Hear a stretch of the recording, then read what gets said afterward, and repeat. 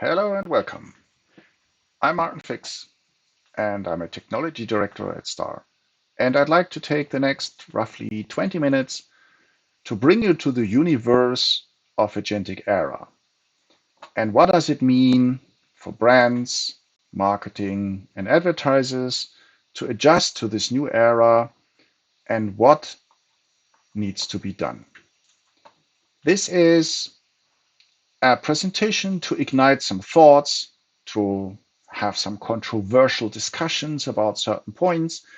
And I encourage you to think and reflect and to reach out to us if you either agree or disagree. The main thing which has changed in the time when we arrive at the agentic era is that your buyer has changed. It's no longer humans who make the decisions, it's going to be agents. And this changes the game quite radically. Why? It's quite simple. Humans have a psychology. This has been researched and investigated for decades, and billions of dollars have spent to understand how decision-making works in human brains. How do you convince someone to like a product? What makes it likable? What leads to a positive decision? What leads to a rejection? What's the tone of voice making people feel comfortable? And so on. This is all based on science and on research and understanding how the human brain actually works, how the perception works, visual, audio, haptical, maybe even smelling and tasting. With the arrival of agents, this changes completely. Agents don't feel. Agents don't have psychology. Agents are technical systems which might get close to how humans behave, but we are not there yet. That means all the research and all the money spent actually is down the drain.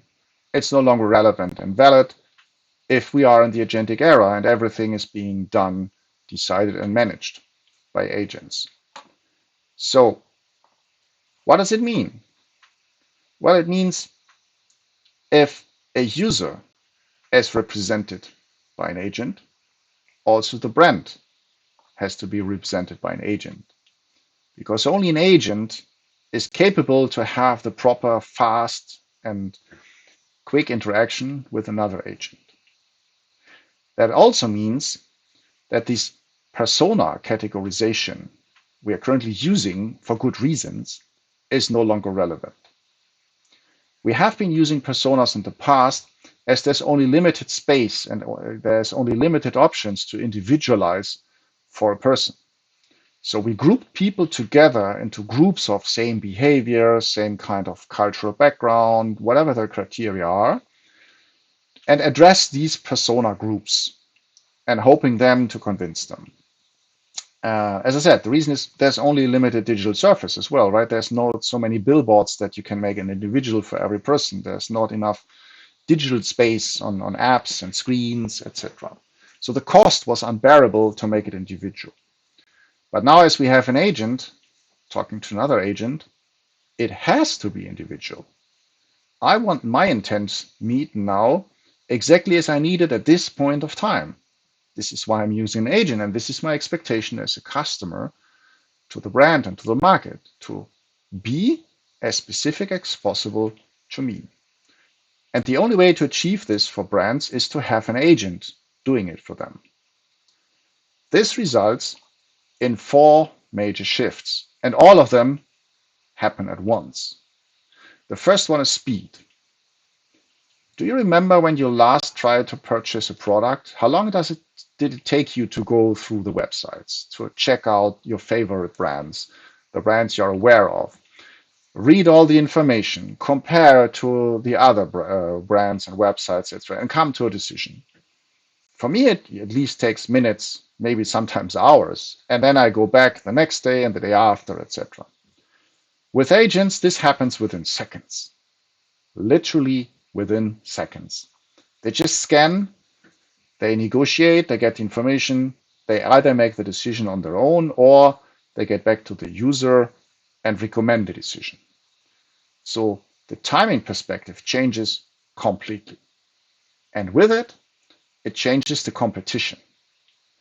As a human, I have a certain set of favorite brands I look at, and it won't be more than 3 to 5. Why? I just don't have enough time and patience to go through 100. Even though there might be 100 valid products out there I want to investigate, but I just don't do it. Now, an agent can do that, and agents will do it all the time, every time. That means your brand, your products compete against all out there in the market on every request now. It's no longer that there are preferences necessarily, which puts you into a winning bucket right away. Now you're out in competition to everyone, every point of time. And as touched upon earlier, it now has to be a one-to-one fit. It's no longer personas. It is about each individual request of an individual person. And this request could be quite different, but based on a daily basis, even on the same thing. And all of these three filter actually into negotiation. You do no longer broadcast and say, this is what we offer, make your choice, which is a push principle. Now it's the other way around. You're being pulled by agents. Tell me what you have. What's your best offer? What can you give me? What's your discount? How does it suit me? How do you convince me? This is the future. And as we talked about speed, there's a very interesting aspect to have in mind, which are trends. Trends are quite important. At the moment, trends drive revenue because if people like it, and a lot of people like it, there is a more desire to get this product, which increases your sales numbers. And a trend usually is formed within days, weeks, maybe sometimes months. And it happens when a set of people like it, look it up, buy it. So over time, there's increased sales and revenues and numbers, which gives you an opportunity to run campaigns, to produce goods, etc. Now with agents, this time slot gets incredibly short. Trends might form just within minutes, maybe maximum hours. But they also die maybe in the same time. So it might be that there is a kind of a micro trend which sparks, peaks within a minute, and then is gone. So how can you monetize on these short cycles? Is it even possible? It's definitely not possible to create campaigns with all the processes of approval, innovative, creative thinking, etc. No way that it works this way. And you definitely cannot produce any physical goods. It's impossible.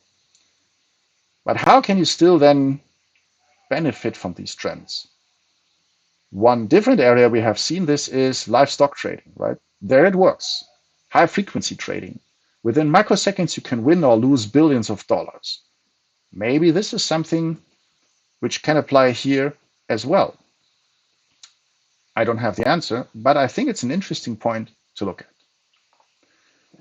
And also we talked about the battlefield, right?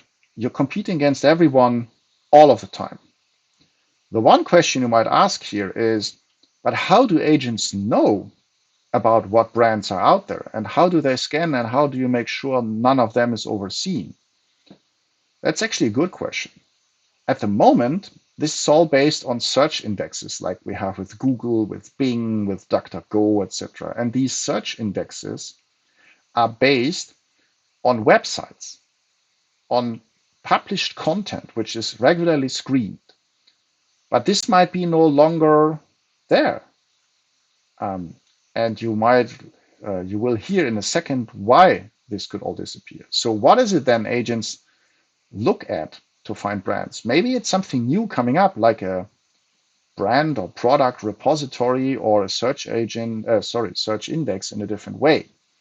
But it will definitely change.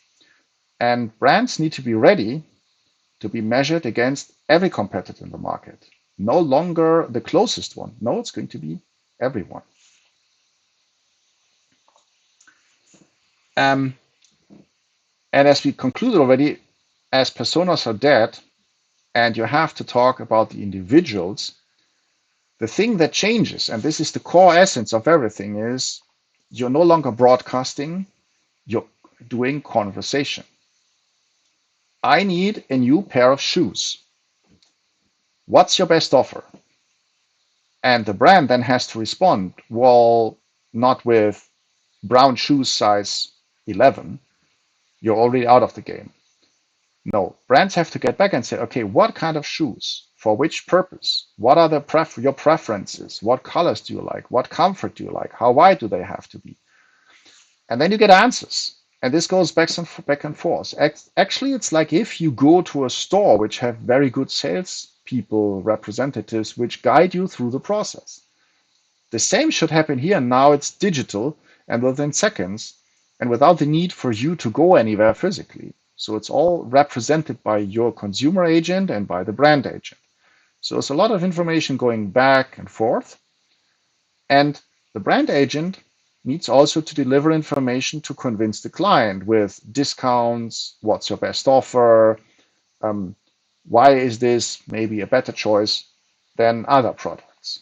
So this all goes now into the digital enablement, and also be aware of that maybe a lot of these decisions are actually made by the consumer agent, no longer by the human behind it. And we still do not understand the mechanisms how agents might conclude this is a good decision or not. This might require research, this might require more data points and experience, and maybe it's even hard to discover as agents will evolve much, much faster and quite quickly than humanity did. So the research on agents might be out of date very quickly.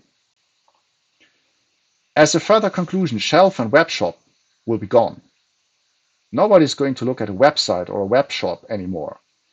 As humans do not do the research, there's no need for it. Agents don't need web shops which are nicely arranged and have cool images and are easy to navigate. Agents will act on pure data. You provide the data, and you provide the data specifically for the request to meet the intent, and then it's being processed. And the brand agents who need to provide this stuff have access to their databases behind. So no web shop and also no shelves. Nobody goes out there to look at something. This is a fundamental change and shift. So a whole industry of website designers, etc., might just go away. So what brands need now are four things. One, they need to have their data ready for the agentic era, which means it needs to be structured, it needs to be findable for agents, it needs to be organized in a way that it's easily processed, and it needs to be correct. It needs to have the highest quality, as this is the only point of truth which will then be used and represented by agents. If your data is not up to date, if your data is mediocre, your brand experience will be mediocre. The next thing logically is brand agents. There needs to be an agent instance who represents the brand, who processes all the data and does the negotiation. And these agents needs to be safeguarded. As a brand agent has access to literally all of the data necessary for any kind of incoming request and negotiation, it needs to be made sure that this data is not being exploited by your competition. It's not just extracted massively for their investigations and competitive advantage. So it needs to be protected.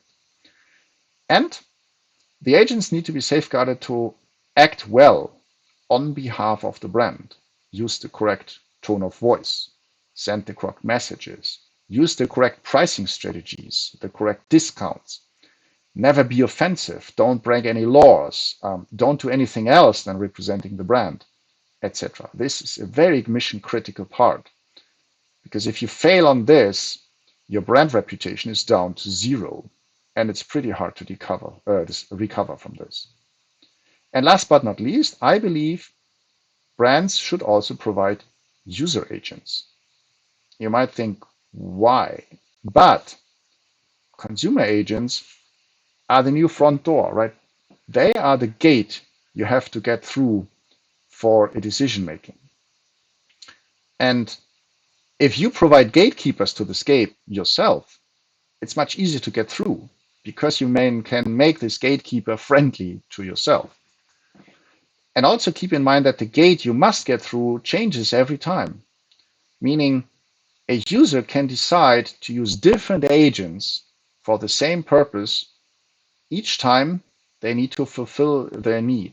If I buy a pair of shoes, I might use agent number one, and if I buy another pair of shoes next week, I use another agent, which means that this data collection about individuals like we do it today via cookies and ad IDs, etc., might no longer work, as we can no longer safely identify who is the person behind the agent. If the agent changes, there's no way to track it, unless the agent will disclose who the person is, but that seems to be very unlikely. And even tracking the agent and identifying this as a unique communication partner, as I said, might no longer be working well because the agent can change randomly. So there's a huge change. And you might ask the question, but why would any user use a consumer agent which is provided from a brand? Well, quite simple. It comes for free. It's not really free because the user will pay with its data, but at least there's no out-of-pocket cash to be paid. And this is a already well-established arrangement you see in social media, like products like Snapchat, Instagram, WhatsApp, you see it. Users can use it for free, but they pay with the data. And if a brand is able to place a user agent for a user, it's two main benefits. One, this agent might have a small preference for your products and services. Second, it will just collect a lot of data on the user side. What is the user requesting? How does the agent negotiate? To what other brands is this agent talking? So this data will flow back to you, and this is highly valuable. Maybe it's even invaluable. And another implication is that the size and space a brand has gets completely irrelevant. The current dominant brands have a lot of billboard coverage, TV screen ads sent out, a lot of digital ads placed in social media, etc. And this is all based on the fact that humans look at it and make a decision. Now, if it's agents, the agents do not scroll through social media. They do not look at billboards. They do not look at TV screens. So this whole digital surface gets irrelevant. It's no longer needed. What is needed is the central point, or the few points where agents can identify brands which might fit the need of the current intent. And you only have to represent it there to be in the game. This is a huge opportunity window for smaller brands and challengers, right? You only get in there and all of a sudden you have the same exposure as the big ones. It equals out the game quite significantly.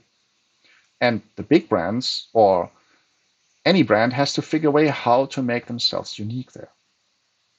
Now that means specifically for marketing and advertising companies, they have to do a massive transition. They have to go away from content. They have to move to technology. So they're no longer providing campaign deliverables, which is content work. They might need to start selling agentic infrastructure, build the brand agents, build the user agents. They can also own the data layer of brands, cure the data, make sure it's accessible, maybe it's make sure it's up to date, maybe make sure it's correct. They can build the negotiation capabilities. So how do these agents behave? How do they run negotiations? When to provide one discount, when not, how to win the game. But this is all technical. They're getting technology partners, no longer content partners. And the last thing which needs to be thought of is, how do you measure success? Click-through rates and all comparable KPIs do no longer exist. Maybe it's something around measuring the intents you have met. How many intentions have you fulfilled or understood? How many negotiations did you have? How many negotiations did you win? How many have you lost? To how many agents have you talked, etc. So this is all a very radical way of looking at it. And if you, your company, or any company you know of, needs some help, some support, some guidance, or you just want to pick up a discussion and say, look, Star, Martin, what you told, I don't believe it. I think it's different. Reach out to us. We are happy to engage for a discussion, for helping you finding solutions, for building your future. I'm Martin Fix from Star, and thank you for your time.